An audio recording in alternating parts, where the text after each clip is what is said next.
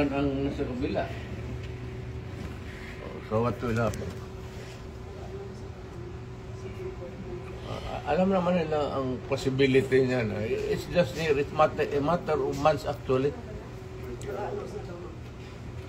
Kung manalo si Inday pagka-presidente, saan ito pulutin itong mga ito?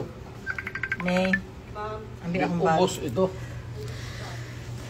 Kaya kailangan si... Sorry, trabaho mo nila yan. Kailangan pigilan nila. Hindi lang pigilan si Inday. Tatakbo ng presidente yan. Lalo na ngayon, nag-generate tuloy ng simpatiya. Putang inang mag-plus yan. Pag ilang months na, ibang presidente na naman, saan ito pupulutin itong mga to? Ang problema, katrabaho lang ito, happen to be, ako, naiintindihan ko. Kaya, sinabi ko, this madness has to end. Sino kasama niyo dyan, ma'am? Hindi pa sila Ano lang kasi is, ang procedure kasi, let me be very frank with you. When you are placed under arrest, you have to submit to the person in authority making the arrest. Then, when you are already arrested and maybe detained, then you have to start the machinery of justice roll. We go to the Supreme Court. Pag hindi, ako, dumaan ako sa rap, okay na sa akin. Nothing to lose na ako. Nothing to lose, absolutely nothing. Hindi ba rin ako sabihin mo kulong ng habang buhay? Wala ako.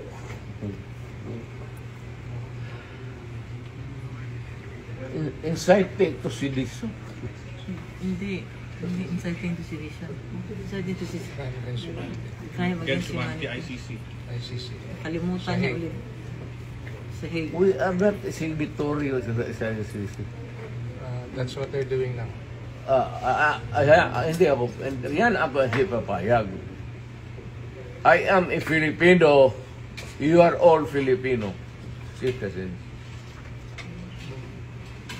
Ako, pag nagkasala, you prosecute me in Philippine courts with the Filipino judge, the Filipino prosecutor, at magpakulong ako dito sa bayan ko. Kung sakali. They're preparing you to bring you to The Hague. I am sure. I am very sure. I'm a lawyer. Abogado ka man. I am sure the Supreme Court will rebuke them. Baski na hindi tayo maghingi niyan, the Supreme Court will rebuke them. Tignan mo. Hindi pa bayad. Wala tayong extradition treaty.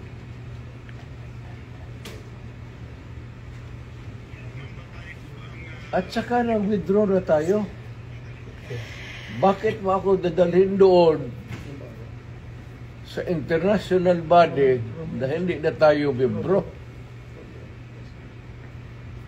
That's a big question. Kaya nga, ano ito sila sa Supreme Court, tignan mo. Whether rightly or wrongly ang decision na mag-withdraw tayo sa ICC, the fact that we are already not a member. So, dapat intindihin ng mga abogado yan, pati sila, they should, ito naman, Director, ask them seriously again. Kasi, malapit ka na mag-retire. So, just ask them sigurado ba kayo dito? Kasi hindi na tayo membro ng ICC.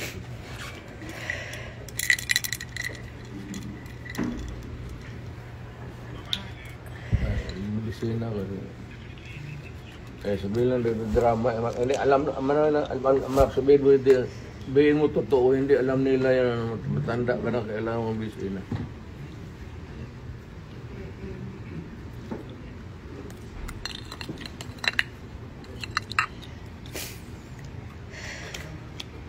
Sabihin mo sa inyo, sabihin mo siya, nagdadala ng kaso dito. Sir, tawagan mo sila, sabihin mo. Ano ba to?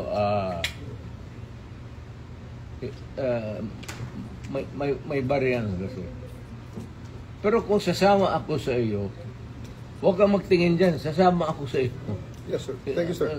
Total, Maraming salamat, sir. nandito naman tayo sa government facility. Yes. So, escape is not a problem. Impossible dream. Thank you, sir.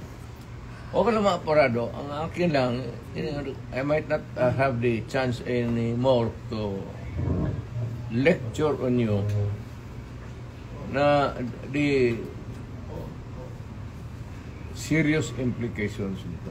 Yes, sir. We have withdrawn and then you allow me to be brought to a body of which we are no longer a member. Isa yan. Kaya sabihin mo din sa prosecutor, sabi ni Mayor, kindly ponder on this seriously. Makakarating, sir.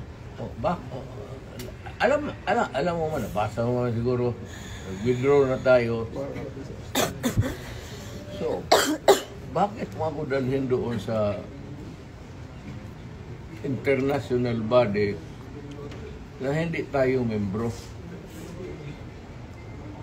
Kung balang araw,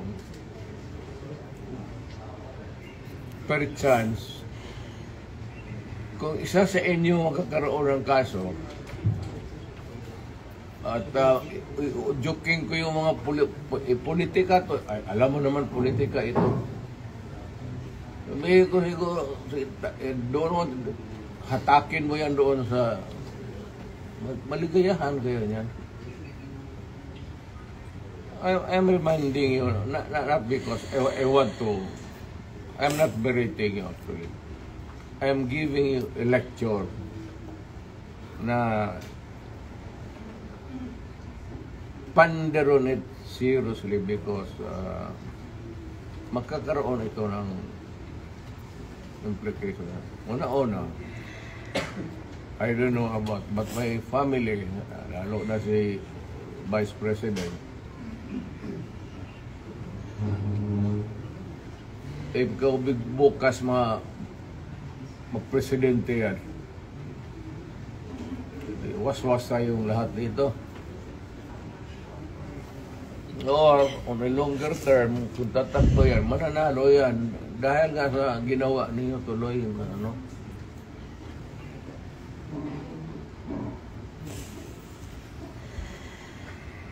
Hindi kasi ako ang nakiusap. Kung ako ang kausap mo kanina sabihin ko sa iyo kutsi mo, dali.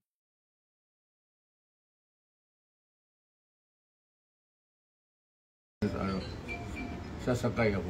Yes, thank you, sir. Andyan, sir, may bus tayo, sir, sa labas. Kasama, sir, ang family mo, sir. Hindi, Four of you. Hindi ko na, wala na. Iwan ko na.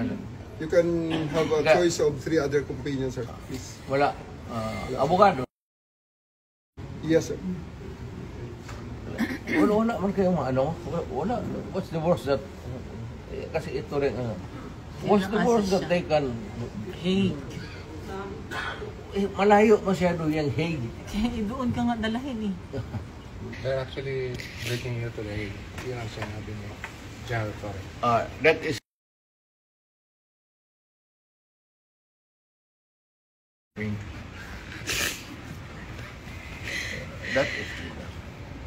Kidnapping. kidnapping na. Could you just answer that, Mr. President, on the proper forum? Andito naman mga abogado niyo. Okay na siguro. Kaya nga, but sabihin mo yung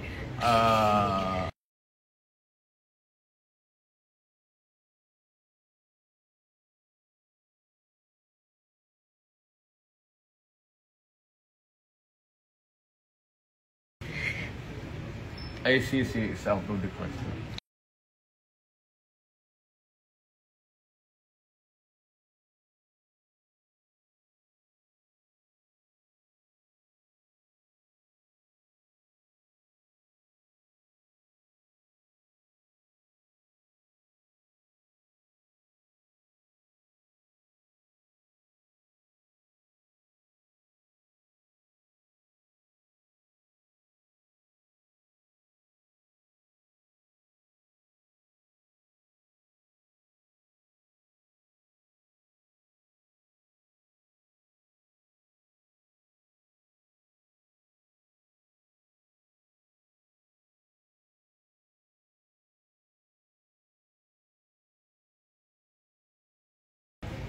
Dito tayo